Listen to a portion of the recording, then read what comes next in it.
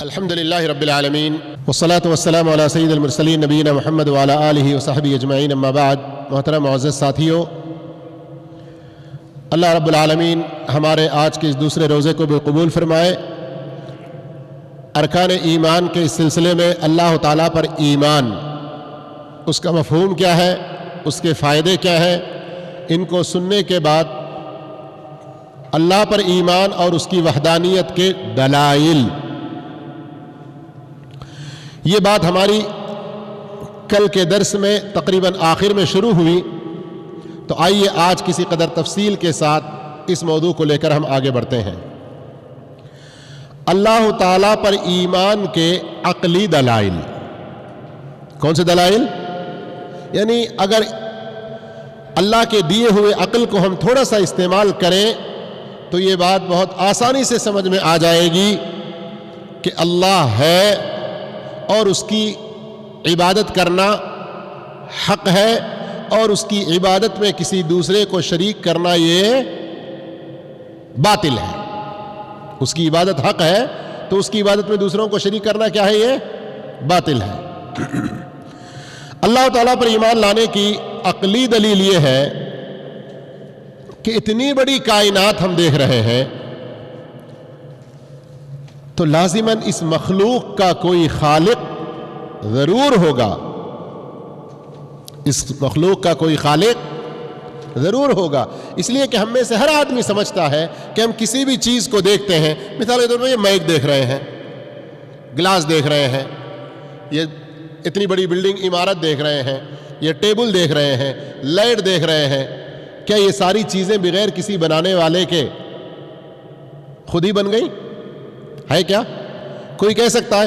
کوئی کتنا ہی بڑا ملحد ناستک واد ہو، کیا کہے گا کہ نہیں کچھ ادھر ادھر کے پرزے مل گئے سب اور کیمرہ وجود میں آ گیا، وہ لوہا یہ لوہا، وہ پلاسٹک یہ پلاسٹک، سب مل کر ربڑ وغیرہ مل کر ایک مائک اور یہ تار وغیرہ ایسے ہی وجود میں آ گیا؟ کوئی کہے گا؟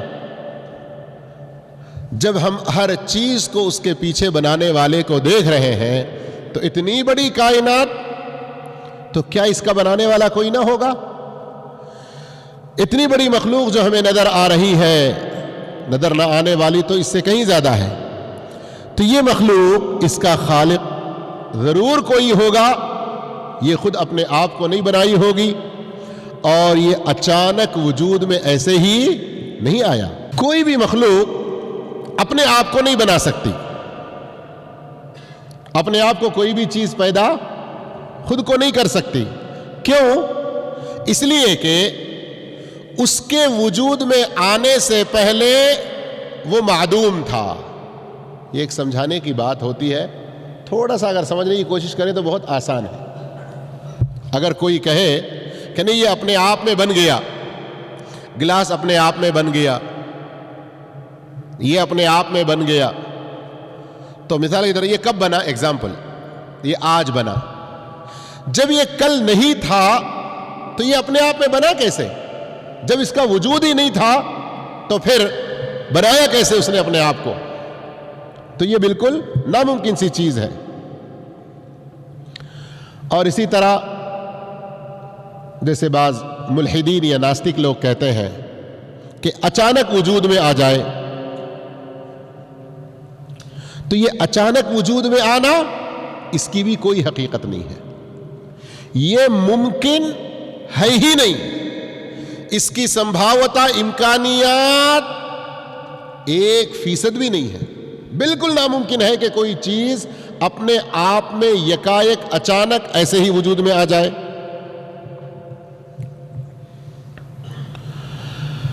اچانک وجود میں نہیں آیا، اس کی سب سے بڑی دلیل تو یہ ہے کہ ہر چیز کے پیچھے اس کا بنانے والا کوئی نہ کوئی ضرور ہے۔ اور اس کے علاوہ جب اس کائنات کو ہم دیکھتے ہیں کہ یہ باہم ایک دوسرے کے ساتھ ایسے جڑے ہوئے، اس طرح سے ملے ہوئے، اور ایک ایسے نظام سسٹم سے جڑا ہوا ہے، اور ایک دوسرے کے ساتھ اسباب اور نتائج کے درمیان ایسا تعلق ہے اور ایک دوسرے کے ساتھ ایک ایسا ہم اس کے اندر جوڑ دیکھ رہے ہیں کہ کوئی کہہ ہی نہیں سکتا کہ اتنا سسٹمیٹک اور سلیقے کے ساتھ جڑے ہوئے اور پورے ایک نظام کے ساتھ چلنے والی یہ چیز اچانک وجود میں آ جائے. یہ اچانک وجود میں آنے کے بارے میں جو باتیں میں نے کہیں کچھ سمجھ میں آئی نہیں آئی آپ لوگوں کو؟ میں نے کہا کہ تھوڑا سمجھنے کی ضرورت ہے.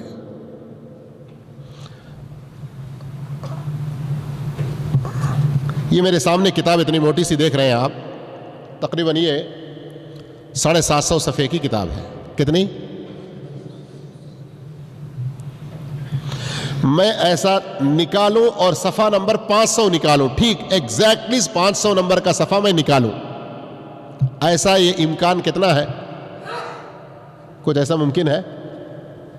کتنا امکان ہے؟ میں کتنی بار اگر کوشش کروں، ایک بار ایسا نکالا، ایک بار پھر ایسے نکالا، دیکھ رہے ہیں نا آپ لوگ، پھر ایک بار ایسے نکالا، تو میں کتنی کوششوں کے بعد وہ 500 کا ایگزیکٹلی وہی صفحہ نکال سکتا ہوں؟ سمجھ میں آ رہی بات؟ یہ صفحہ نمبر ڈال کر ایک کے پیچھے ایک پیجز کو، صفحات کو ترتیب دے کر ایک کتاب کی شکل بنی ہے نا؟ اب اس میں صفحہ نمبر بھی لکھے ہوئے ہیں. اب میں چاہوں کہ ٹھیک میں ایسے کھولوں تو 500 نمبر کا صفحہ ہی نکلے میرے سامنے، تو ایسا کتنا امکان ہے؟ یہ بات تو سمجھ میں آئی نہیں آئی؟ تو میں نے مثال صرف آپ کے سامنے اس کتاب کی دی. تو معمولی سی ایک کتاب جس کے اندر چند صفحات ہیں اور ان کو ایک ترتیب سے رکھا گیا ہے اور ان کو بائنڈنگ کیا گیا ہے، سمجھ رہے ہیں؟ اس میں سے اچانک میں ایک پیج پر نہیں پہنچ سکتا، نکال سکتا. تو اب یہ پورا نظام، اتنی بڑی کائنات ایسے سسٹم سے بنی ہوئی ہے،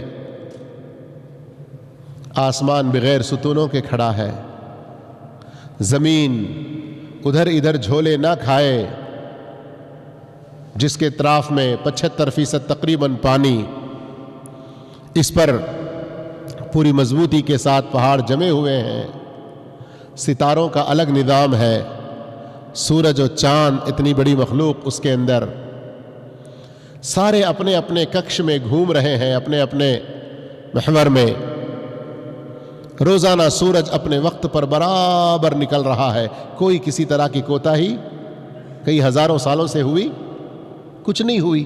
اتنا پورا ایک پائیدار مضبوط نظام سے جڑی ہوئی یہ مخلوق، کوئی کہے کہ نہیں بس اچانک ایسے وجود میں آ گئی، یہ ماننے والی بات نہیں ہو سکتی. یہ دو دلیلیں عقلی طور پر، ایک تو ہر چیز کے پیچھے اس کا بنانے والا ہے، وہ خود سے بنی نہیں ہے. دوسرے، کوئی چیز اچانک وجود میں نہیں آئی. تیسرے، آپ اس چیز کو بھی شامل کر لیں کہ ہر مخلوق ہمیشہ محتاج رہتی ہے، اور محتاجی مخلوق کا ایک لازمی وصف ہے. کوئی کتنا بڑا بادشاہ ہی کیوں نہ ہو، وہ کسی کا محتاج ہے نہیں ہے. صرف سمجھ میں آنے کے لیے ایک چھوٹا سا چٹکلا، آپس میں دو بات کرتے ہوئے پوچھتے ہیں، بادشاہ ایسا بڑا بادشاہ کہ کسی کے سامنے وہ سر نہیں جھکاتا، لیکن ایک کے سامنے اس کو ضرور جھکانا پڑتا. کس کے سامنے؟ ہاں، حجام کے سامنے. لوگ اس طرح کہتے ہیں نا، حالانکہ یہ چٹکلا ہے، لیکن میں یہاں اس چیز کو کیوں ذکر کر رہا ہوں؟ وہ اپنے آپ میں کتنا غرور و تکبر، گھمنڈی کہ میں بادشاہ ہوں، مجھے کسی کے سامنے جھکنے کی کیا ضرورت، مجھے کسی کے سامنے ہاتھ پھیلانے کی کیا ضرورت. وہ تھوڑی دیر کے لیے سمجھتا ہوگا اللہ کے دیے ہوئے اس نعمت میں غراتے ہوئے، اکڑاتے ہوئے، لیکن کبھی تو اس کو اپنے سر کے بال بھی نکالنے ہی پڑیں گے. حجام کے سامنے اس کو اتنا تو جھکنا ہی پڑے گا. یعنی یہ کہنے کا مطلب کیا ہے کہ کوئی بادشاہ کتنا ہی گھمنڈی ہو جائے کہیں تو یہ تو ایک چٹکلا ہوگا. لیکن سلف صالحین میں ایک ایسے امام گزرے ہیں کہ ان سے ایک بادشاہ نے پوچھا، جب اس بادشاہ کو ایک مکھی بڑی تنگ کر رہی تھی. ہوتا ہے نا کبھی کبھی مکھی کتنا اڑاتے وہ آ کے ناک پہ بیٹھتی ہے اور یہ بڑی بے چینی اور تکلیف کا سبب بنتا ہے، ہوتا ہے نہیں؟ تو پوچھا اللہ نے اس مکھی کو کیوں پیدا کیا؟ تو کہا لکسری انوف الجبابرہ، غطرسے میں، اکڑپن میں، تکبر میں، گھمنڈی میں موجود لوگوں کی ناکوں کو جھکانے کے لیے. تو میرے بھائیو، ہر مخلوق ہمیں کسی غریب کو کہتے ہیں ارے وہ تو بھکاری، وہ کبھی کسی کے پاس کپڑا مانگ رہا ہے، کسی کے پاس کھانا مانگ رہا ہے، تانا دیتے ہیں نا، نعوذ باللہ استغفر اللہ، نے اپنے آپ کو پتہ نہیں کیا سمجھتے ہیں. کسی بادشاہ کے بارے میں کہ وہ لوگوں کے سامنے ہاتھ پھیلائے گا کوئی سوچتا ہے، لیکن بتانا مقصود یہ ہے اللہ رب العالمین کی وجود کی ایک سب سے بڑی دلیل یہ ہے کہ مخلوق ہمیشہ محتاج ہے، اور ان کی حاجت روائی کرنے والی، ان کی ضرورتیں پوری کرنے والی، اور ان کے سارے جو محتاجی پن ہے اس کو ختم کرنے والی اگر کوئی ذات ہے تو وہ ایک ہے. کون ہے وہ؟ وہی اللہ تبارک و تعالی ہے.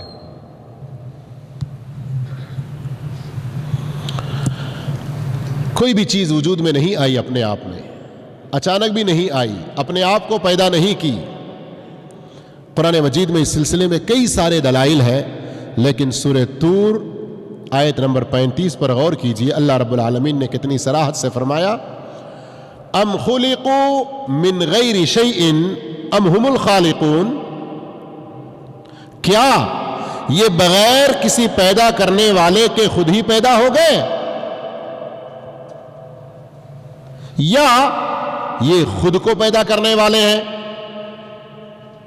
یعنی بغیر کسی چیز کے، بغیر کسی سبب کے، بغیر کسی چیز کے خود بخود وجود میں آ گئے ہیں، یا کوئی ہے ان کو پیدا کرنے والا؟ اس آیت کے اندر اللہ رب العالمین نے دونوں چیزوں کا انکار کر دیا کہ کوئی چیز اپنے آپ کو پیدا نہیں کی، اور کوئی چیز ایسے ہی اچانک وجود میں نہیں آئی، بلکہ ان کا پیدا کرنے والا کوئی ضرور ہے. اسی لیے نبی کریم صلی اللہ علیہ وسلم کعبۃ اللہ کے پاس جب اس آیت کی تلاوت فرما رہے تھے، اور ادھر قریب سے ہی جبیر ابن مطعم کا گزر ہوا. کس کا؟ جبیر بن مطعم. یاد رکھیے گا نام، بڑا کام آئے گا آپ کو. اللہ کی توحید کے دلائل میں یہ بہت بڑی دلیل ہوگی. جبیر ابن مطعم جو بھی مشرک ہیں، کافر ہیں، کہتے ہیں کہ اللہ کے رسول صلی اللہ علیہ وسلم سورہ طور کی تلاوت کر رہے تھے اور اس آیت پر پہنچے. یہ آیت میرے کان میں پڑی، یہ آیت میرے کان میں پڑی. عرب تھے، عربی کو سمجھتے تھے نا وہ لوگ. ام خلقوا من غیر شیء، کیا بغیر کسی چیز کے یہ پیدا کیے گئے؟ ام هم الخالقون، یا یہ خود کو پیدا کرنے والے ہیں؟ تو جبیر ابن مطعم رضی اللہ تعالیٰ عنہ کہتے ہیں مجھے ایسے لگا کاد قلبی یطیر، مجھے ایسے محسوس ہوا کہ جیسے میرا دل اڑا جا رہا ہے. کیسی حقیقت اس کے اندر بیان کی گئی؟ کہتے ہیں کہ یہ پہلا موقع تھا کہ میرے دل میں ایمان کی چنگاری نے جگہ بنائی. میرے بھائیوں، صحیح بخاری اور صحیح مسلم کی یہ حدیث ہے، اور وہ آیت سورہ طور آیت نمبر 35. اس لیے اللہ رب العالمین نے قرآن مجید میں متعدد جگہوں پر اپنی آنکھیں کھولنے، غور و فکر کرنے، عقل کو صحیح طور پر کام میں لا کر سوچنے کا بار بار حکم دیا۔ تو اس لیے کیا دیکھتے ہیں آپ، افلا تعقلون، تم عقل سے کام کیوں نہیں لیتے، لعلکم تعقلون، شاید کہ تم اپنی عقل کا صحیح استعمال کرو، غور و فکر کرو۔ بار بار اللہ رب العالمین قرآن مجید میں یہ الفاظ کو ذکر کرتا ہے۔ اور موجودہ ترقی یافتہ زمانے میں سائنس کے اس ڈیولپمنٹ دور میں ہم اگر دیکھیں تو وہ لوگ جنہوں نے اپنی عقل کا صحیح استعمال کیا اور حق کو تلاش کرنے میں برابر آگے بڑھتے رہے تو وہ حق تک پہنچ سکے، اللہ کی معرفت انہیں حاصل ہوئی اور اللہ پر ایمان بھی وہ لے آئے۔ بعض سائنٹسٹ ایسے ہیں جنہوں نے الحمدللہ اسلام کی حقانیت کو قبول کیا، اللہ کی وحدانیت کو تسلیم کیا اور مسلمانوں کی صف میں وہ بھی شامل ہو گئے۔ لیکن کچھ اور ایسے ہیں جنہوں نے تحقیق تو کی، حق ان کے سامنے واضح ہو گیا، بعض دنیاوی مقاصد ان کے آڑے آ گئیں اور انہوں نے حق کو قبول نہ کیا۔ لیکن جنہوں نے اپنی عقل کا صحیح استعمال نہیں کیا وہ لوگ اندھیرے میں ہی پڑے رہے۔ میں نے ایک سائنس کا حوالہ اس لیے دیا کہ آپ موجودہ دور میں جو لوگ سائنس میں آگے بڑھ رہے ہیں اس کو سب کچھ سمجھ کر دین کو جھٹلانے کا اسے ذریعہ نہ بنا لیں، بلکہ دین پر عمل کرنے کے لیے اور آگے بڑھنے کی کوشش کریں۔ مشہور سائنٹسٹوں میں سے ایک وہ جنہوں نے بڑی پیاری کتاب لکھی تھی اور امریکن سائنٹسٹوں میں ایک بہت بڑے معنی کریسی موریسون، نیو یارک میں جو سائنٹیفک اکیڈمی ہے اس کے چیئرمین بھی تھے۔ اس سلسلے میں انہوں نے کتابیں بھی لکھی، اور جو لوگ سائنس کا بہانہ کر کے اللہ کو جھٹلانے کی کوشش کرتے ہیں ان کو بڑی عقل کی باتیں بتائیں اور اللہ کی وحدانیت کے حقائق اس کے اندر بہت ہی واضح طور پر بیان کیے۔ خلاصہ کلام یہی ہے کہ اللہ رب العالمین کی وحدانیت کو پہچاننے کے لیے عقلی طور پر کئی سارے دلائل ہیں، اور قرآن مجید کی یہ خصوصیت، ذرا غور سے سنیں اس بات کو، کہ قرآن یہ وہ کتاب ہے جس میں اللہ رب العالمین نے اپنی وحدانیت کے بہت سارے عقلی دلائل بھی بیان کیے ہیں، جیسے ابھی آئے جو سورۃ طور میں آپ نے سنی۔ اس کے علاوہ اور بھی بہت سارے دلائل ہیں، اس لیے اس قرآن کو غور سے پڑھنا چاہیے، سمجھنے کی کوشش کرنا چاہیے۔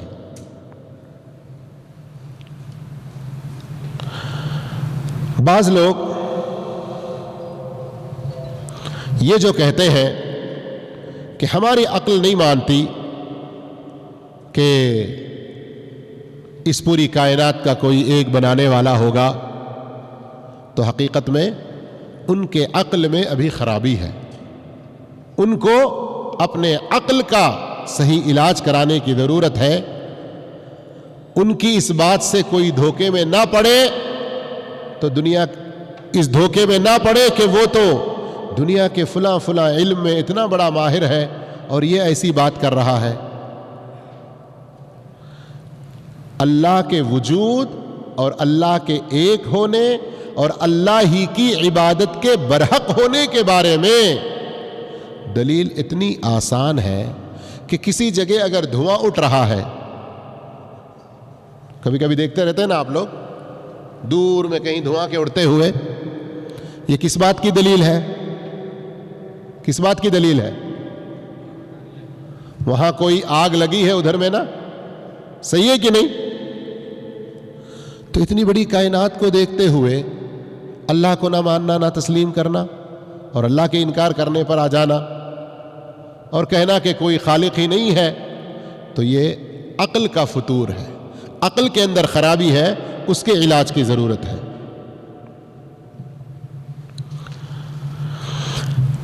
اس کائنات کی ہر چیز، جیسے زمانے جاہلیت میں بھی، ہمارے نبی محمد صلی اللہ علیہ وسلم کے آنے سے پہلے بھی ایک جاہل بدو نے کہا تھا وَفِي كُلِّ شَيْءٍ لَهُ آیَةٌ تَدُلُّ عَلَىٰ أَنَّهُ وَاحِدٌ، کائنات کی ایک ایک چیز اس بات پر دلالت کرتی ہے اللہ کی ذات ایک ہے۔ محمد صلی اللہ علیہ وسلم کے آنے سے پہلے زمانے جاہلیت کے عربوں میں سے ایک عرب نے یہ کہا۔ اب اگر کوئی پھر بھی اللہ کے خالق ہونے کا انکار کرے تو یقیناً وہ بڑی غلطی کا شکار ہے۔ اسی لیے اللہ رب العالمین نے سورہ عبسہ 30ویں پارے میں، 30ویں پارے کی یہ تیسری صورت ہے، اس کی آیت نمبر 17 سے 19 میں فرمایا قتل الانسان ما اکفرہ،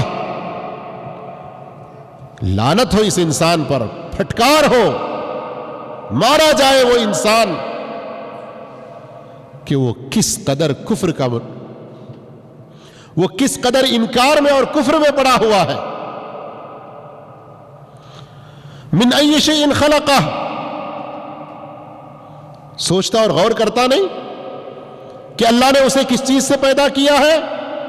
من نطفۃ خلقہ فقدرہ، نطفے کی ایک بوند سے اللہ نے اسے پیدا کیا، پھر اس کی تقدیر مقرر کی۔ اور قرآن مجید میں آپ دیکھیں تو ایسی بہت ساری آیتیں، اور یہ بات کہ جو لوگ کہتے ہیں کہ طبیعہ یا فطرت یا مادہ یہی خالق ہے، تو یہ بہت بڑا بہتان ہے، اور یہ حقیقت کے بالکل خلاف بات ہے، اور خود ایسا کہنے والا انسان اپنی حقیقت کو بالکل بھولا ہوا ہے۔ اللہ کے فضل و توفیق سے میرے بھائیوں، اللہ رب العالمین کے وجود اور اس کی وحدانیت کے بارے میں عقلی دلیل آپ نے سنی ہے، اور عقلی دلیل کے بارے میں مختلف ناحیوں سے ہم گفتگو کر رہے تھے، لیکن اب آنے والا جو درس کل کا ہوگا اس کے اندر اللہ کے وجود، اللہ کی وحدانیت اور اس کی عبادت ہی برحق ہے، اس بات کی کچھ ایسی دلیلیں آئیں گی سن کر آپ بھی حیران ہوں گے، اور یہ حسی دلیلیں ہوں گی۔ اور میں کہوں گا کہ اپنے دوست و احباب کو اس طرح کے دروس سننے کی ترغیب دیں، ان کو ابھاریں، اس لیے کہ میرے بھائیوں آج ایمان کی کمزوری کی وجہ سے، جیسے ہم نے ایمان کے فائدوں میں سنا ہے نا کہ جس قدر ایمان کمزور ہو جائے گا اسی قدر دنیا و آخرت کے نقصان ہمارے اوپر بڑھ جائیں گے۔ اللہ عز و جل سے دعا کرتے ہیں کہ اللہ تعالی ہم تمام کو آج جو درس ہم نے سنا اللہ کے وجود کے عقلی دلائل کے بارے میں خود ہمیں سمجھنے کی اور اپنے بھائیوں کے ساتھ ساتھ غیروں کو بھی سمجھانے کی توفیق عطا فرمائے۔ وآخر دعوانا الحمد للہ رب العالمین۔